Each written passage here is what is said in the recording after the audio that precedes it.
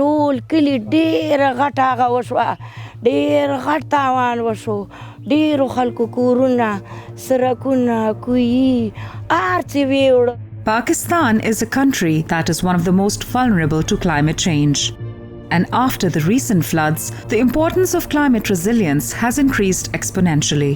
The cataclysmic monsoon rains had left much of Pakistan underwater, killing more than 300 people in the province of Khyber Pakhtunkhwa, with 56 deaths reported from merged districts.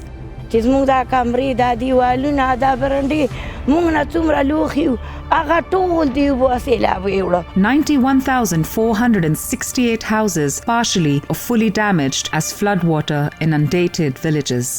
اساکه خو دومره بې ټیمه موسم راوخوته د چې موسم یې ملو او موسم کې بیا موږ ځان ساتلی شو د چې نه چې ځان چې وساتو چې خپل وخت چې کوم دی موږ ته معلوم دی چې په دې وخت ملاسین خیږي دا بې موسمه راغی بس هر څه پورې ووالو.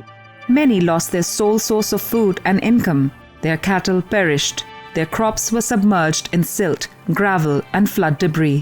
چرته بازار کې دی که دکان دی او که خاورې والا دی او که هر څه والا دی خپل رزق والا دی دی خو بله دغه خو نشته ګټه وټه که نه نو دا چې کوم دی موږ د دکان نه راخیستیم په دې هم راخیستیم واته نه لس لکه روپۍ په دې باندې به زه قرضولی یم او واپس رانه لاړ سیلاب ووخه سیند ووخه که نه بس هېڅ په لاس رانه هېڅ. Supply of drinking water is worse than before.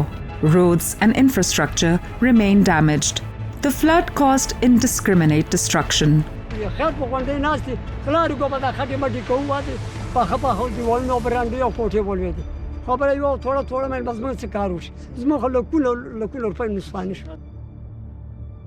Relief activities are underway, but rebuilding people's lives in Khyber Pakhtunkhwa will require resources and effort to regain our momentum in improving the lives of the people.